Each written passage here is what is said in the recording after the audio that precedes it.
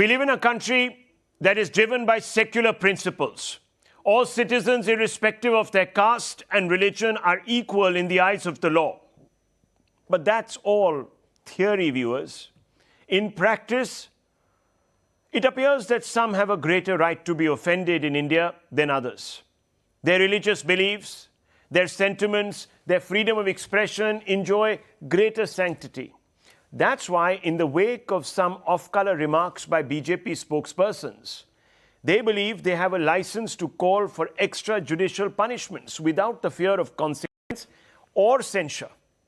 No one is going to say a thing.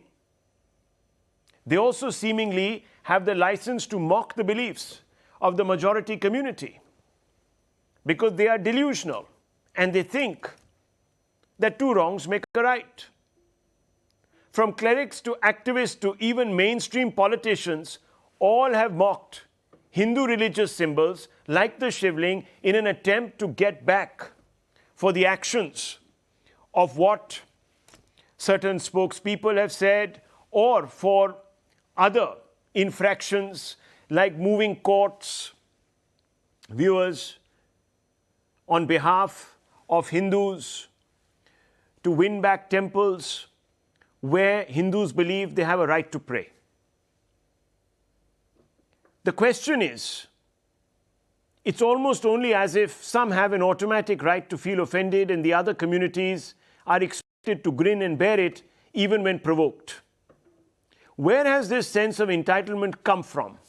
That's the fundamental question. And I want to put that question first to Aarti Tikoo, senior journalist, to start this off.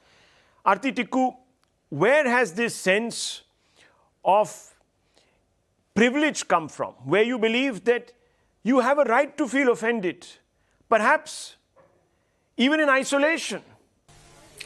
Rahul, this sense of entitlement comes from the fact that the Indian Constitution gave us the freedom to speech and expression, but at the same time, it prohibited us from exercising it freely and fearlessly. Because if you look at the way our laws have been framed, there are way too many prohibitions on free speech. Look at the history of the Christian world. Hypatia of Alexandria in 4th century, she was lynched to death. The Library of Alexandria was burned down because Christianity did not accept blasphemy. They did not accept the pagan view. Now move on from 4th century to 9th or 10th century, Galileo saying that earth revolves around the sun. On that question also, the church had a serious objection and almost executed him, but were just short of executing him. But look at how the Christian world has evolved from that era where you could not say anything against Christ, you could not say anything against the church, you could not say anything about religious belief. In the US, you have the First Amendment, where you can freely express your views, where you can say anything about religions, you can critically evaluate religions, you can criticize your prophets and messengers and avatars. But look at the way India has evolved as a society and legally as an entity. Even as in the Indic civilization and Indic philosophy, there is no concept of blasphemy. There is no concept of apostasy. There is no concept of getting punished for expressing an opinion or a view about belief. We have had Charvaka philosophy, we have had various rationalist movements within the Indic philosophy, within the Indic school, and yet there was never any question about why you have the right to exercise your opinion on religion. In fact, there was complete freedom for that. But in come 1950, when we become a republic, what we really incorporate is a very primitive Abrahamic view of the world on free speech and expression. We let go, we forego our own culture, we forego our own philosophical ethos, and we adopt something which the Christian world was practicing in medieval times. In modern history, India should actually have a legislation which is similar to First Amendment. And by ethos, by our culture, by our philosophical outlook, we shouldn't have any prohibition on expression of criticism against religion or religious figures. So I feel the sense of entitlement is because we have lacked in thinking through what is at stake, because no society can progress, no society can move forward until and unless you are able to critically evaluate not only your religion, your scriptures, but also holy cows or holy gods or holy scriptures. So I think this sense of entitlement needs to go. We are we're not in medieval times. We are a modern republic. We are a plural liberal society, and we should have laws where we all are entitled to absolute free speech. Absolutely. Look, viewers, no one here is suggesting for even a moment, and I began by saying this, that people who go out of their way to denigrate the sentiments of religion are doing so in an effort to critically evaluate that religion. No, there is a tone, tonality, there is a context. And that is easily discernible from hate speech. So hate speech is banned under the law. That's where we are at. But critical examination of religion should be allowed. After all, Hindus have proffered all their beliefs to critical examination. Those who call out Hindu alleged superstitions, etc., are exalted in this country as rationalists. They're invited into studios to discuss. So, Majid Hyderi, I want you to tell us why in today, Jammu, is a preacher standing on the ramparts of his mosque and asking people to behead people like the so-called spokespeople for a critical evaluation of Islam, or even, sir, those that have been punished today under the Indian law, which is a secular law, for offending the sensitivities of Muslims. Punishments have been given, yet this belief that we should have some extrajudicial punishment which flows from an interpretation of the Sharia, where is this coming from, Mr. Hyderi? And first of all, do you condemn this sartan se juda kind of prescription?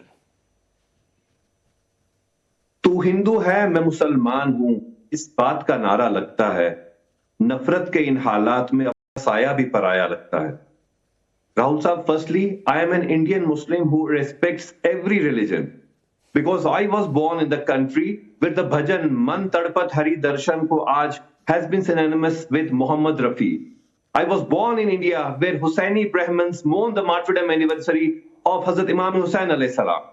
We are not a tribe, we are a nation. We drive our unity in diversity, sir, from our cultural ethos I of agree mutual with you. respect. Hyderi Saab, I completely agree with you. Yes. Where do you live, sir? I live in India. No, where in India? In Kashmir. In Kashmir. And you say that you believe in tolerating all religious diversity. Sir, do you know that around you Hindus are being killed for their persuasion? And sir, people like you are not hitting the streets and condemning this sartan se juda mindset. So I'm asking you, my basic question was, I agree, sir, you are a progressive, modern Muslim who embraces all cultures. So I began by asking a very specific question. Do you condemn the Sartan se juda mindset that seems to today be advocated very openly because of blasphemy or perceived blasphemy? This is my basic question to you. After that, sir, we can talk about any other issue. Rahul Saab, you didn't interrupt Aarti Sahiba. At least I too should get a chance to convey my expressions here. I agree, sir. I'm apologetic. I don't usually, but you're giving me a whole preface which has got nothing to do with the question I asked. Pretty much in reference to the context of your question. And so let me explain it, sir. Chaliye, sir, I apologize. Sir, when I speak about mutual respect and when I say I have love and respect for Shivji close to my heart, you need to understand that my prophet is my honor, because essentially for every Muslim, the belief revolves around La ilaha illallah Muhammadur Rasulullah sallallahu alaihi wasallam. And we pray to die reciting this phrase. This is our belief, sir. So we need to show respect. Now coming to your point, sir, see, there needs to be a Lakshman Rekha. Let's forget about our constitution. Our constitution is 70 years old, but our traditional ethos, our culture, which is about mutual respect, is centuries old, thousands of centuries old.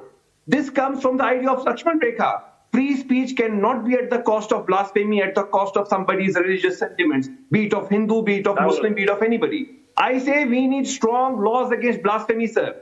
It goes that way. If Hindus get hurt, if Muslims get hurt, we won't progress. We need strong laws because we have seen what we did with M.F. Hussain. He couldn't live in this country for that issue of hurting the sentiments. So same holds true for others. I mean, what stops those ex-BJP leaders from apologizing? One second. You're crying buckets for M.F. Hussain. Would you cry buckets for Salman Rushdie, the poor man? Couldn't come to India. I stand by the fatwa of Ayatollah Khomeini on Salman Rushdie for that matter. So it's a matter of my faith. Because M.F. Hussain painted there you go. nude portraits of Hindu goddesses, it doesn't matter to Majid Hyderi. We must cry buckets for poor M.F. Hussain.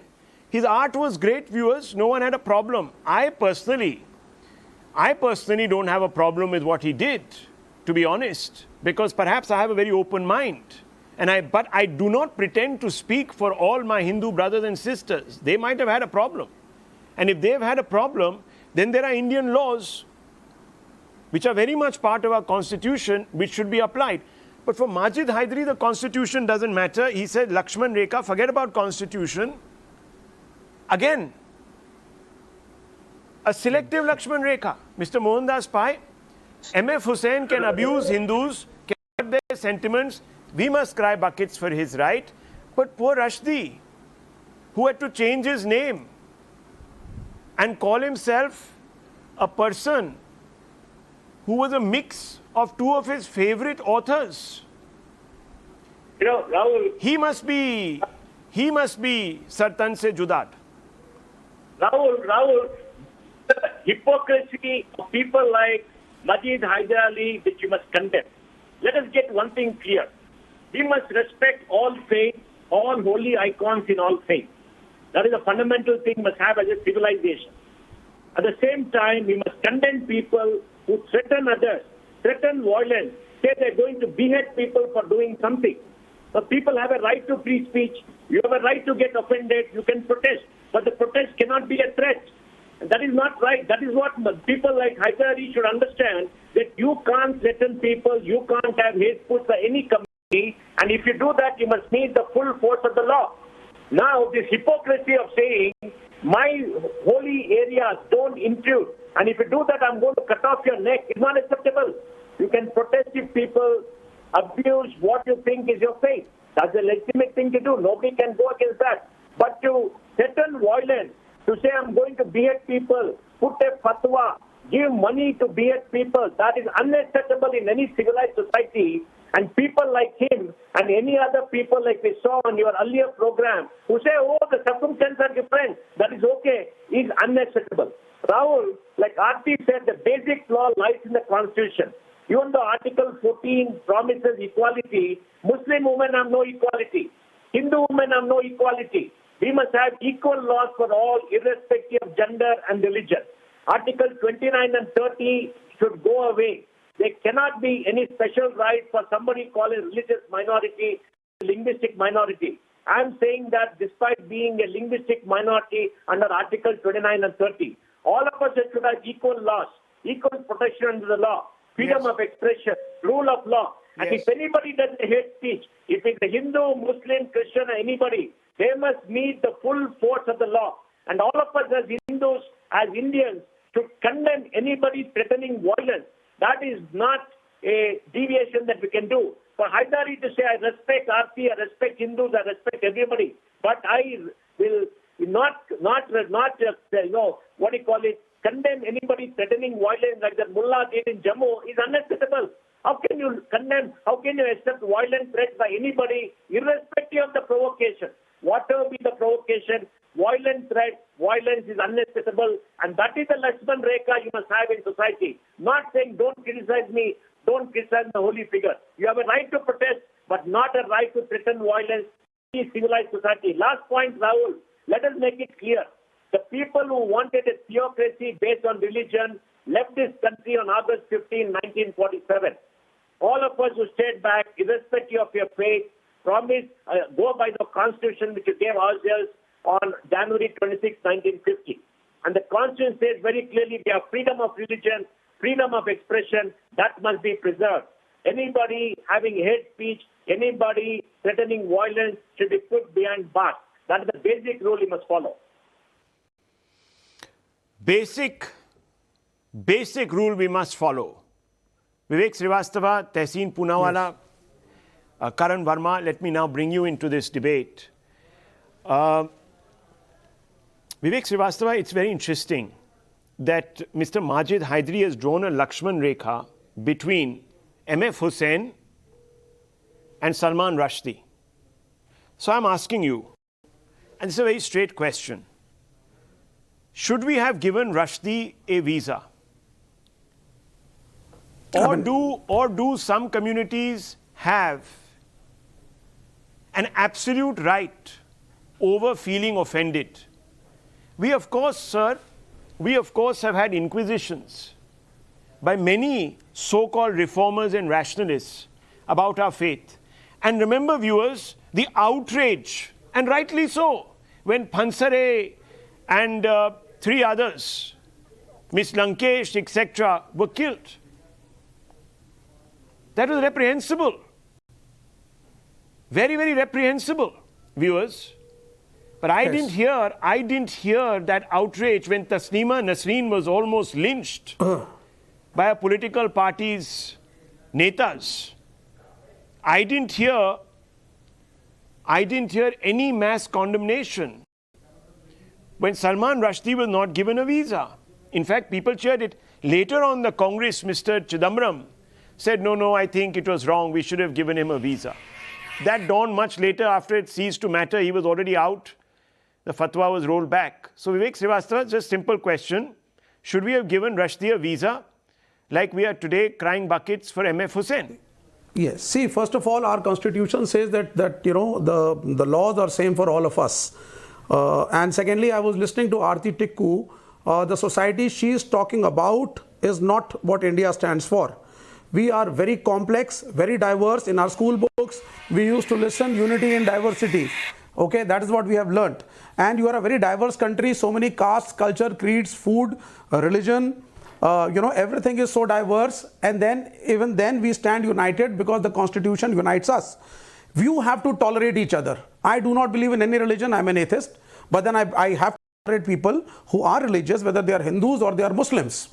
The responsibility of the government, people who represent the government, people who are spokespersons for the government is much more. Of course, it is much more. That is purely, absolutely right. No doubt about it. No, 1 second. Yes. I just want to ask you, sir, because on this point, it's very important.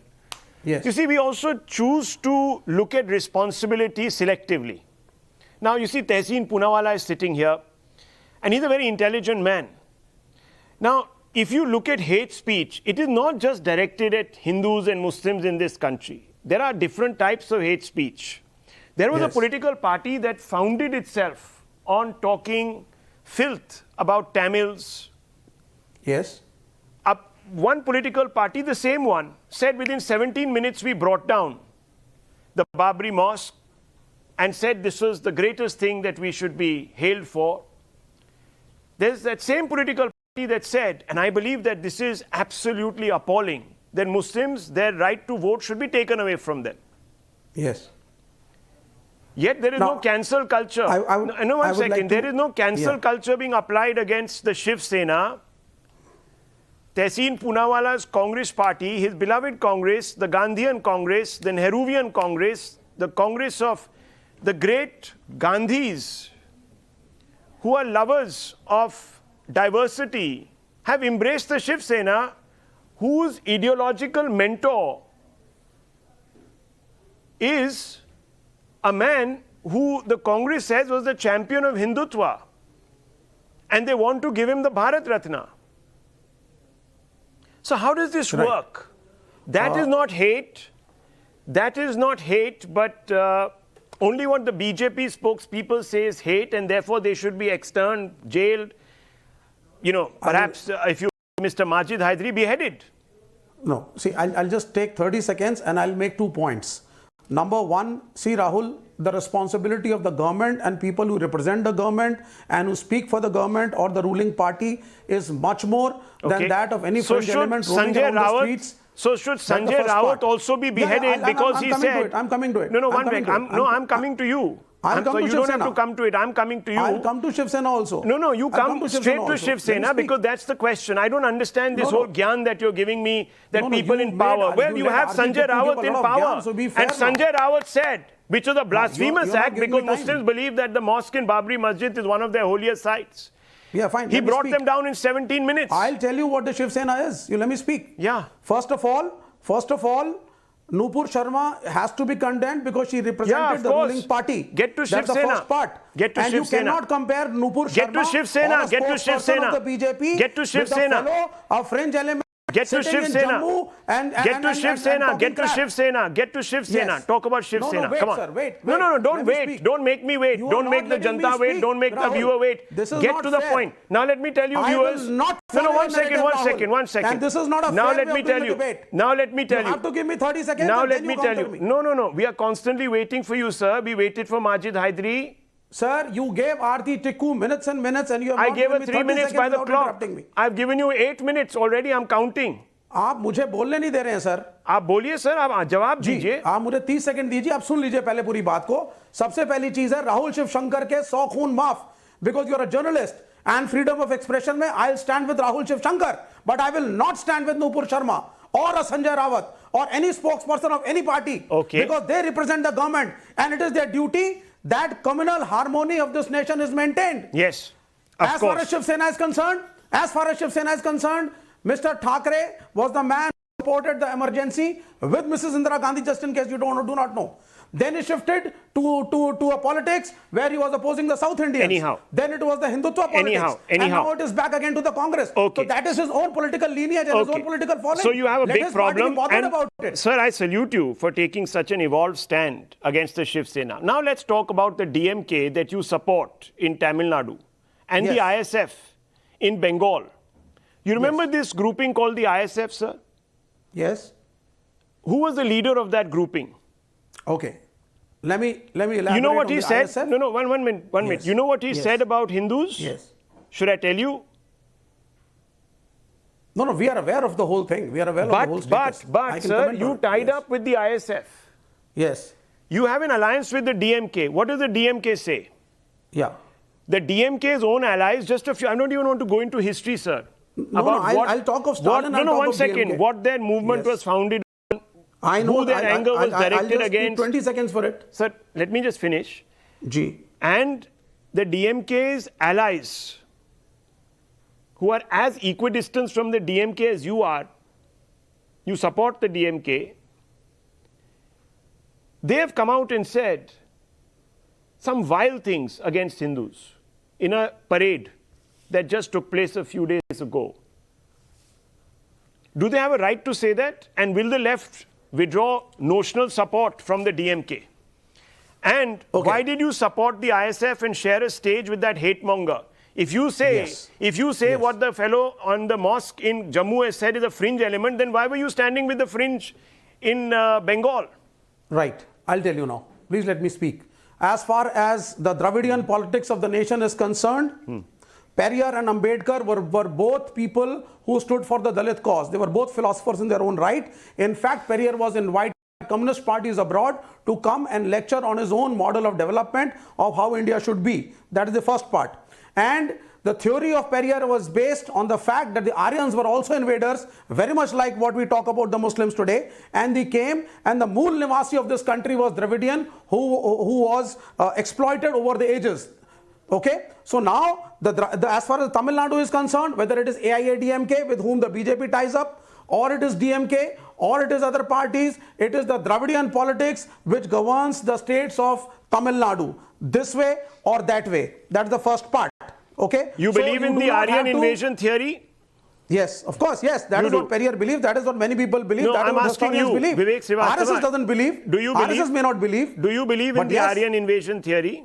Yes. Has science proven it beyond doubt? No. Yes, there are many tests that are being conducted, but that doesn't mean immigration is the way of life. No, Rahul. I want you to show me. No, I want you to show me. There's nothing wrong in it. This kind of nonsense, viewers, that is no peddled on national TV. What is nonsensical about it? Allow me, sir, अगर आप मुझे बोलने देंगे तभी. Today our gurdwaras are in America. Sir, मेरे को बोलने तो दीजिए. In Canada, मुझे बोलने तो दीजिए, our Indians are also immigrating over there. आप बोलने ही नहीं There देते. is nothing wrong in immigrating. You asked Why me a do you have question. a guilty complex if the Aryans did come over here and immigrated? Sir, what is wrong in it? Can I make a point? Can I make a point? Yeah, please. This is as absurd as that one what professor. Is absurd? Let me why finish. Are you guilty Let me about tell it you. That Aryans came from outside. Okay, so let me why tell are you. Guilty let me tell you. Let me tell you. Even if they did come, so let what? me tell you. Today they are a part of our nation. We are all Aryans. Let me tell you. Okay, so I'm a part of this country. Vivek Srivastava, yes. You are being as ludicrous as that professor who recently said, whether he was rightly or wrongly quoted, I don't know, who ludicrously said that I am going to be checking the genealogy of all Indians. I don't understand. To determine, Even if the Aryans did come from one second. What is the problem? Because all I'm saying is, sir, because it doesn't anyone agree with can the invent. RSS theory 1 minute, let me finish. That is the let problem. me finish. If you don't allow me to finish, then we'll have a problem. So let me finish. Because anyone can other anybody inventing any theory. No, there is no invention. No, let me finish, sir. Let me finish.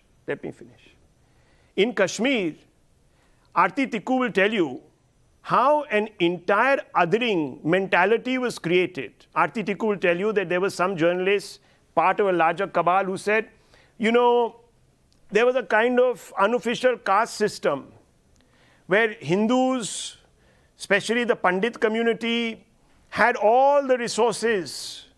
They were a peculiar group that was very cosseted by the system to the detriment of every other ethnic minority, ethnic strand in the Kashmir Valley. A justification was made to bump them off.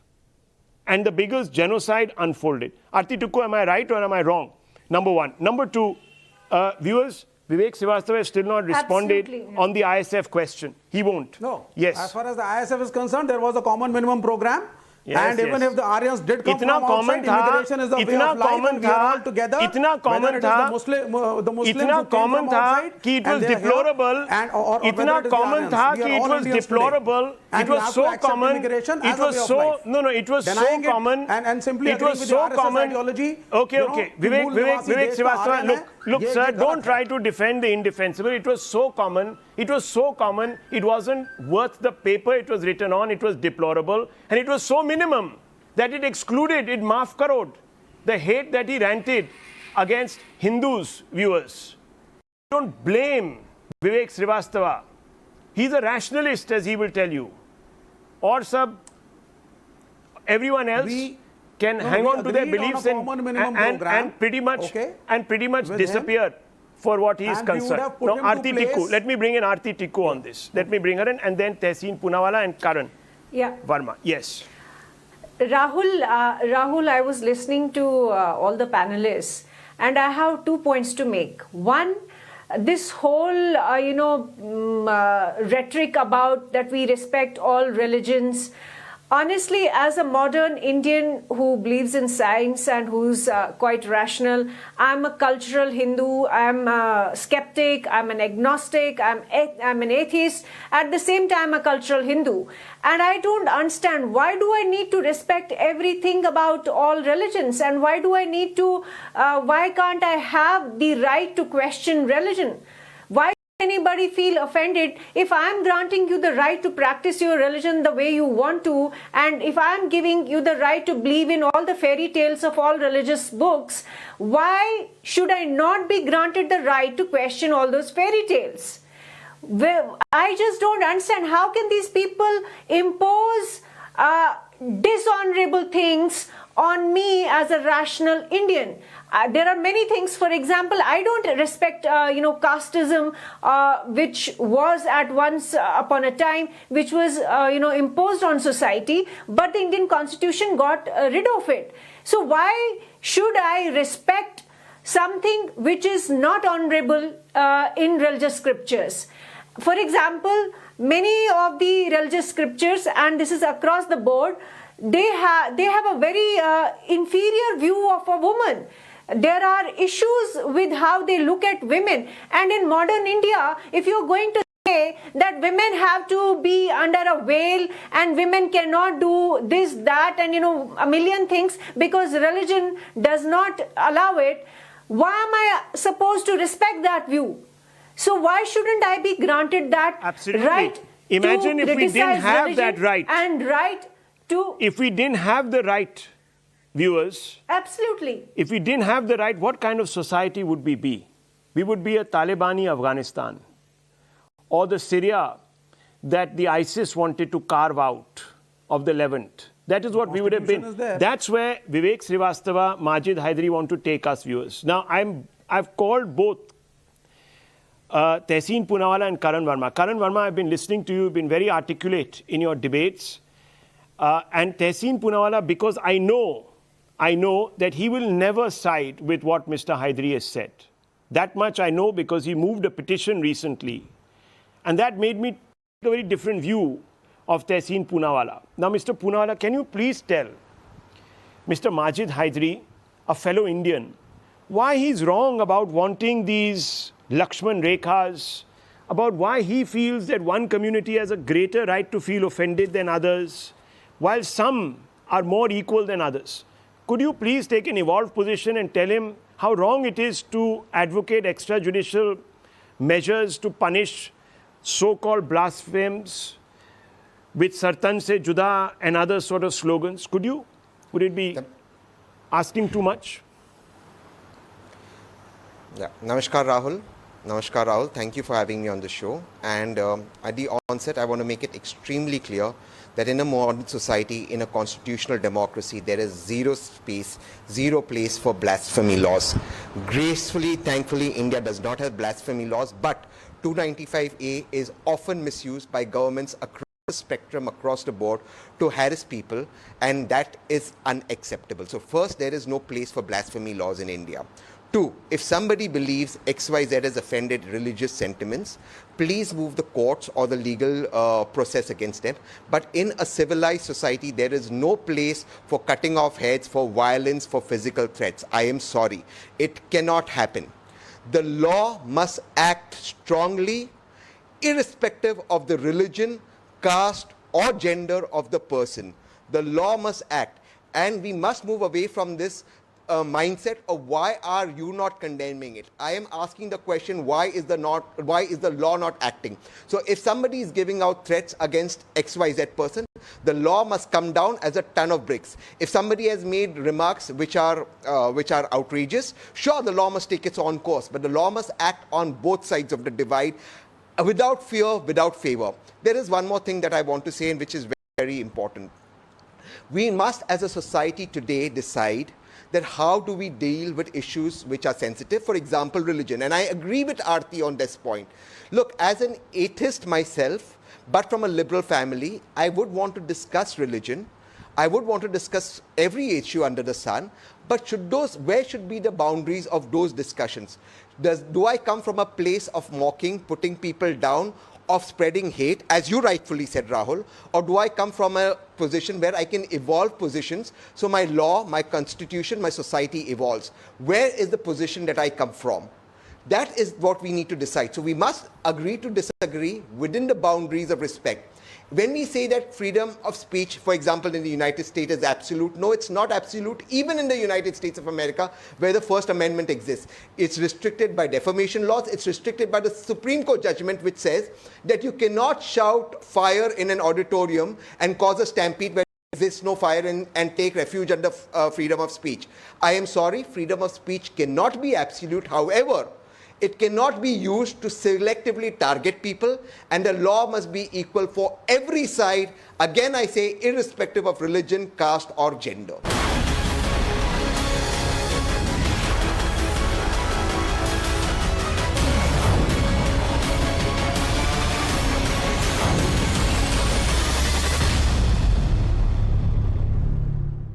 You know, we've heard Mr. Poonawalla speaking in a very narrow context. Clearly about religious intolerance, etc. But there are other forms of intolerance. And the Congress doesn't have a problem embracing other forms of intolerance.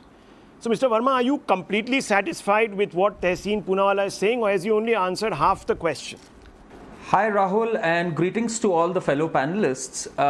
Rahul, I must tell you today that amidst all the diatribes, the controversies, the venomous remarks across, I see light at the end of the tunnel. I'll tell you why. Because I am so glad that today in modern India, we are having these conversations. Are we allowed to critically evaluate a religion? Are we really allowed to even quote verses from a religion?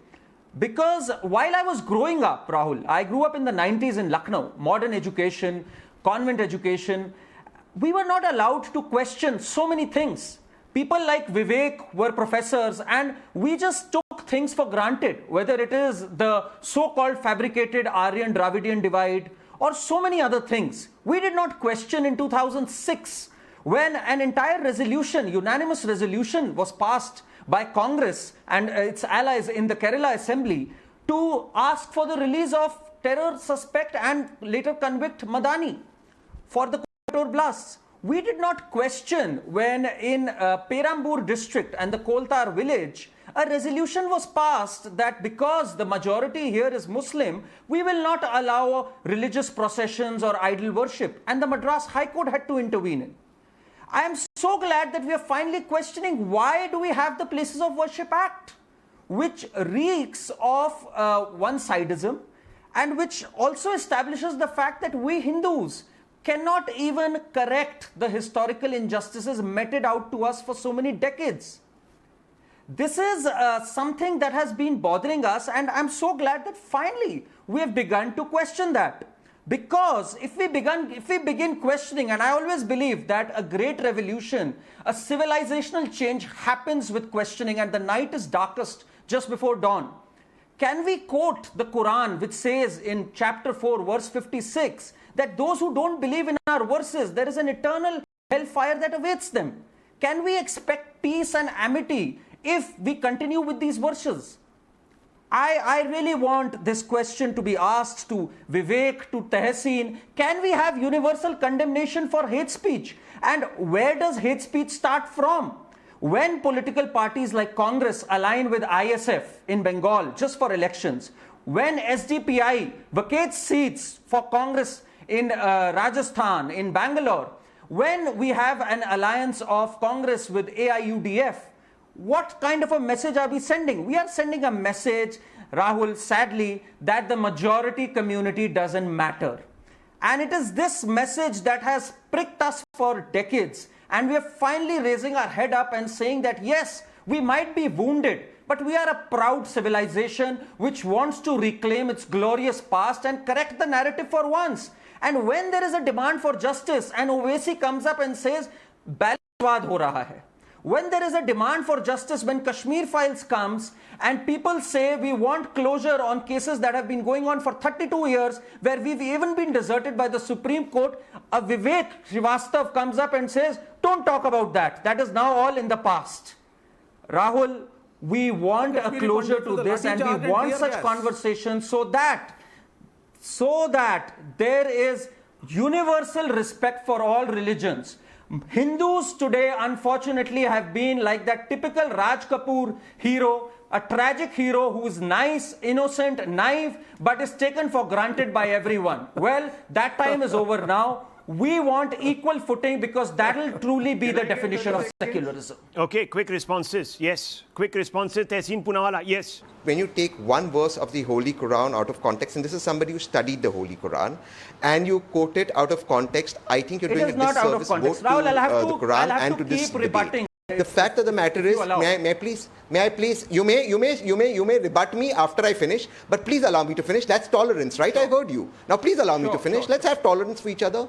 The Holy Quran also says that to hurt one human being is to hurt the entire humanity. Look, thank you so much. I'm stepping in. I'm just stepping in here. See, I'm not getting into this debate about. There are 50 countries. No, I am not. We are not debating here, viewers. Exactly. People's beliefs. So let's just put that out of the ballpark, please. Let's just, no one of us here can have any pretensions so much, of being. No, one second. Of being philosophers, etc. and students of religion, etc., etc. I'm sure people have done a great deal of reading, etc. But let's not go down that rabbit hole. I just want to come back to you, Tehseen Poonawala, because I didn't get a sense that you answered my question in the full.